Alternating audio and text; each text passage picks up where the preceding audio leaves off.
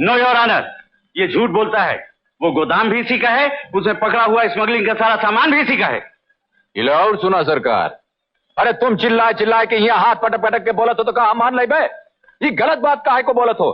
तनिक सोच समझ के बोला, मर जाए तो भगवान के मुंह दिखाई पड़ी। मिस्टर धर्मचंद, तमीज से बात करो, ये अदालत है, तुम्हारा घर नहीं। अरे घर अदालत दोनों जगह हम तमीज से बात करते हैं। हुजूर आप हमारी बात सुना, इनका बात ना सुना, इनका तो तबीयत खराब हो गई, ना जाने का बर्बाद है।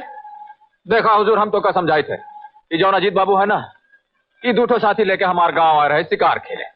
हाँ अच्छा, उस शिकार में हम हाका डालत रहे सरकार। हाँ तो उनका बाबा उस शेर जौन रहा इन पर हमला कर दी।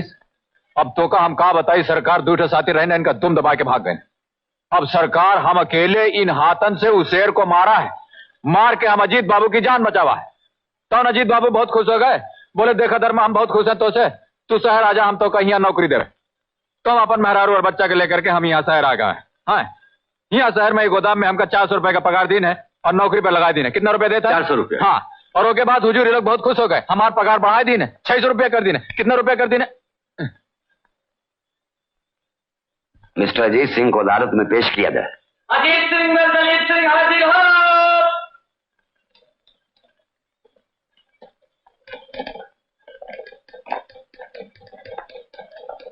जय राम जी की मालिक। अरे हम कहा राम राम अजीत बाबू। राम राम। हाँ, अरे बहुत अच्छा हुआ आप आ गए मालिक। ये जौन वकील साहब है ना, इनका तो दिमाग खराब हो गवा है। ये कहा था कि वो जौन गोदाम है वो हमार है, हम होकर मालिक है, ओमा जितना सामान है वो सब हमार है। भला बतावा मालिक, ये कैसन हो सकता है? तनिक समझावा इनका।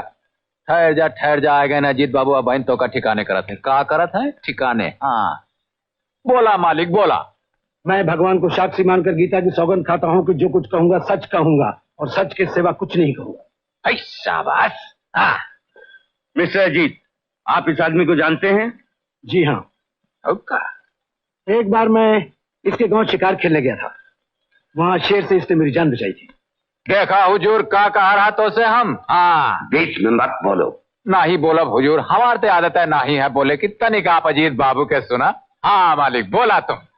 फिर आपने इसकी बहादुरी से खुश होकर इसे शहर आने की दावत दी थी?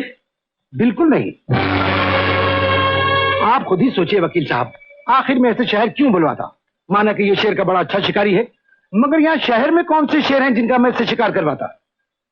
ये बेचारा खुद ही मुझे ढूंढता यहाँ चला आया। अरे क्या कहा तुम मालिक? तुम्हें तो हमको यहाँ शहर लाए हो। याद है गांव में तुम हमसे कह रहे हम बहुत काम के आदमी है, बहुत ईमानदार हैं, तो कहा हमारी जरूरत है। भूल गए हो कहा? मिस्टर धर्मा, बीच में बोलने की यहाँ किसी को इजाजत नहीं। नहीं हुजूर, तनिक इनका याद दिलात रहे। हाँ तो फिर? एक दिन ये बेचारा मेरे पास आया और मुझसे कहने लगा कि मैं गांव से तंग आ गया हूँ, खेती बाड़ी चलती नहीं है, मुझे कुछ काम दीजिए। तो मैंने अपनी जान बचाने के एवज में बगैर कोई एडवांस लिए अपना चेंबूर वाला गोदाम, जो बेकार पड़ा हुआ था, 5 साल के लिए इसे किराए पे दे दिया। अरे गीता की सौगंध खाए हो पाप लागी, काहे गरीब पे पसावत हो? आए ऑर्डर ऑर्डर। योर ऑनर, इसके बाद धर्मा उस गोदाम में क्या करता था और क्या नहीं करता था मुझे कुछ नहीं मालूम। ये झूठ बोला था सरकार। खामोश रहो धर्मा। अरे कैसे खामोश रही हुजूर? इस सच हमको बताने की कोशिश कर रहा था, वो गोदाम हमारा नहीं है। योर ऑनर, ये रहे वो स्टैम्प पेपर जिस पर गोदाम देते वक्त धर्मा ने खुद दस्तखत किए हैं। अरे वो का देखी है ससुर के नाते तो कहता हम देख ले। अरे काहे का ऑर्डर मस्जिद कोशिश करता है, हम तो नहीं छोड़ा। अजीत बाबू, अजीत बाबू, हम तो नहीं छोड़ा। माय गॉड, अरे मर गए। मुल्जिम धर्मा, गवाहों के बयानात और तमाम सबूतों को मद्देनजर रखते हुए अदालत तुम्हें 1.5 साल बामुशक्कत सजा देती है और कंटेम्प्ट ऑफ कोर्ट के लिए अदालत तुम्हें 6 माह की और सजा देती है। Good night. गुड नाइट भाभी। Good night. Good night. Good night sir. इतनी रात तक काम ना किया कर, जान है तो जहान है। मैं तो दिन रात तेरी सेहत के लिए पूजा करती रहती हूँ, क्यों ना करूं? तूने हम माँ बेटे को अपनी शरण में रखा हुआ है। आज बीरबल के पिता जिंदा होते तो कितने खुश होते। फिर भी काम का इतना बोझ अपने सर पे मत रख। नौकर किस लिए है? चाची तुम तो जानती हो इनकी शुरू से आदत है हर काम अपने हाथ से करने की। वो तो ठीक है, काम खुद ना करो तो नौकर लूट लेते हैं। तुम बिल्कुल करेक्ट कहती हो मॉम। अभी कल ही कोर्ट में केस पेश चल इन्हें आराम करने दे। Good night. अरे बेटा तू जल्दी वकालत पास करके धर्मा का हाथ बता। भगवान सुखी रखे धर्मा को। कितना अच्छा बच्चा।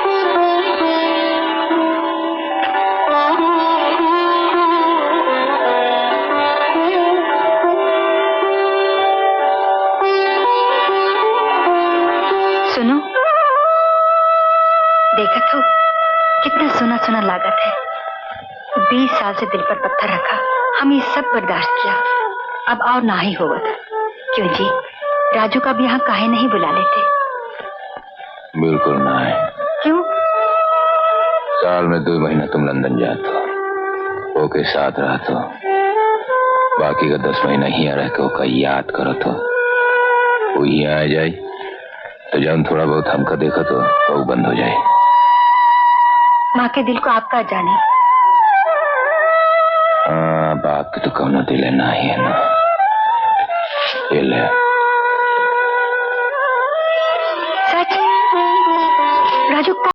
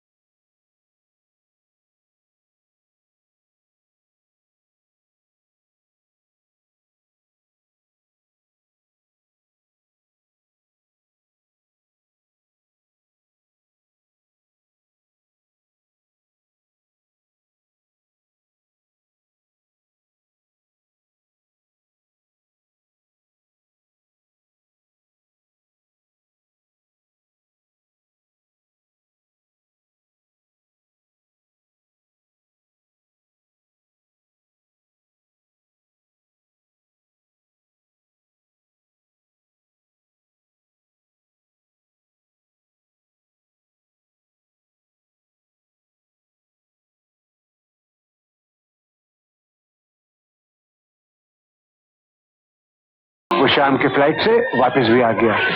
पुलिस को यकीन करना पड़ेगा कि अमृत दिन भर दिल्ली में था।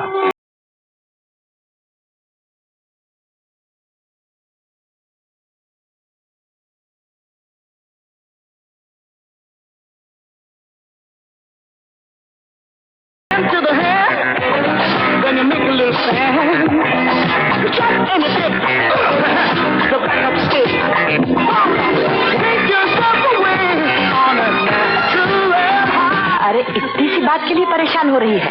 आखिर ये है तो तेरा ही। लेकिन आंटी। लेकिन क्या, आज ये इसके साथ नाच रहा है, शादी के बाद तू इसे जितना चाहे नचा लेना। क्या हुआ माँ, तुमने मुझे बुलाया? डैड से बात हुई? क्या कहा डैड ने? व्हाट? ओ माँ, लगता है आपने मेरा केस ठीक से पुट अप नहीं किया था, लेकिन फिर भी नहीं माने। आपने ये क्यों नहीं कहा कि आपको लड़की बहुत पसंद है और आपकी बहू बनने लायक है? कहा था, सब कुछ कहा था। ये कहा कि राजू को भी लड़की बहुत पसंद है? कहा था, लेकिन फिर भी नहीं माने। ओह गॉड। तो ये क्यों नहीं कहा कि अगर राजू की शादी गीतू से नहीं होती है तो वो किसी लड़की से शादी नहीं करेगा? बस ये भी कहा था। कहने लगे बहुत अच्छा है, बहुत सुखी रहेगा। आए?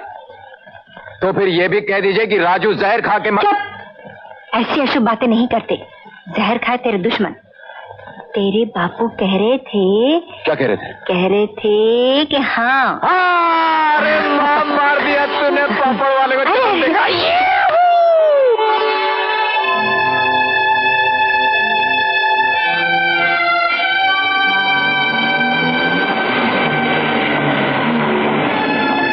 राजू,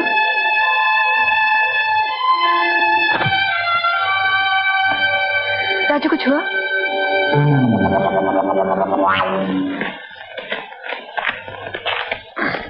डैड राजी हो गए? तुमने जोर ही नहीं लगाया होगा। लगाया था, इतना जोर लगाया कि सांस फूल गई, लेकिन डैड नहीं हिले। तो माँ को बीच में लाना था ना? लाया था। फिर? जैसे ही माँ को बीच में डाला, उन्होंने उठा करके साइड में रख दिया। तो तुम्हें खुद कहना चाहिए था कि देखो हम एक दूसरे को चाहते हैं। कहा तो डंडा लेकर मारने दौड़े। कहने लगे लोग इंग्लैंड जाकर के मेम लाते हैं, तुम वहां जाकर के भी देसी माल उठा लाए। और तुमने पूछा नहीं कि गीता में क्या बुराई है? पूछा था। कहने लगे एक आध बुराई हो तो कहूं, उसका तो पूरा जियोग्राफिया ही बिगड़ा हुआ है। काला रंग, छोटा कद, चितकबड़ा चमड़ा, फेंगी आंखें, दांत बाहर निकले हुए हैं। ऐसा लगता है जैसे शोरूम का पूरा फर्नीचर उठा करके बाहर रख दिया हो। क्या मैं काली हूँ? मैं नहीं, डैड कहते हैं। मेरी आंखें भैंगी हैं। मेरे लिए तो भैंगी भी चलेगी, लेकिन डैड नहीं मानते।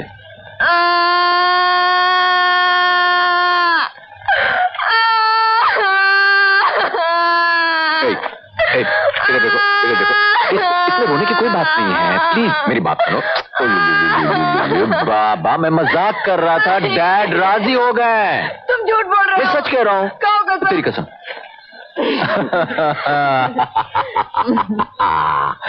अरे अब क्या हुआ? काला रंग, छोटा कद, फर्नीचर बाहर। ये तुमने अपने दिल से कहा था ना? क्या मेरा फर्नीचर बाहर है? ज्यादा नहीं, थोड़ा सा।